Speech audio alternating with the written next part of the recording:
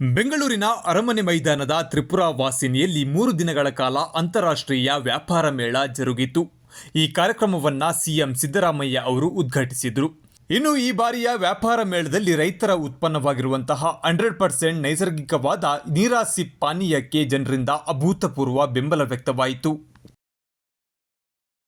ಕಾರ್ಯಕ್ರಮ ಕುರಿತು ಮಾತನಾಡಿದ ಮುಖ್ಯಮಂತ್ರಿ ಸಿದ್ದರಾಮಯ್ಯ ಅವರು, ನಮ್ಮ ಸರ್ಕಾರ ಕೃಷಿ ಕ್ಷೇತ್ರಕ್ಕೆ ಸದಾಕಾಲವೂ ಬೆಂಬಲವಾಗಿ ನಿಂತಿದೆ.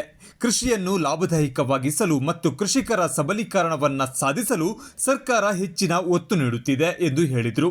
ರೈತರು ಕೃಷಿ ಹಾಗೂ ಉತ್ಪಾದನೋತ್ತರ ಚಟುವಟಿಕೆಗಳಲ್ಲಿ ತೊಡಗಿಸಿಕೊಳ್ಳುವ ಮೂಲಕ ಕೃಷಿಯನ್ನ ಲಾಭದಾಯಕಗೊಳಿಸಬಹುದು. ಕೃಷಿಯನ್ನು ಮೀರಿ ನೋಡಬೇಕು.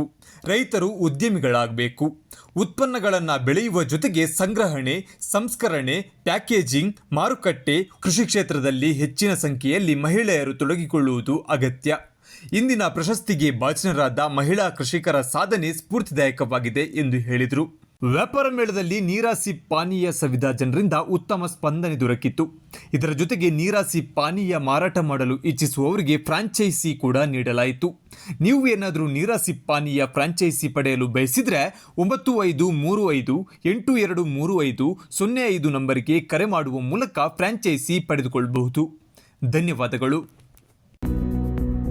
ನೀರಾಸಿಪ್ ಇದು ಮದ್ಯಪಾನ ಅಲ್ಲ, ಆರೋಗ್ಯಕರ ಪಾನೀಯ.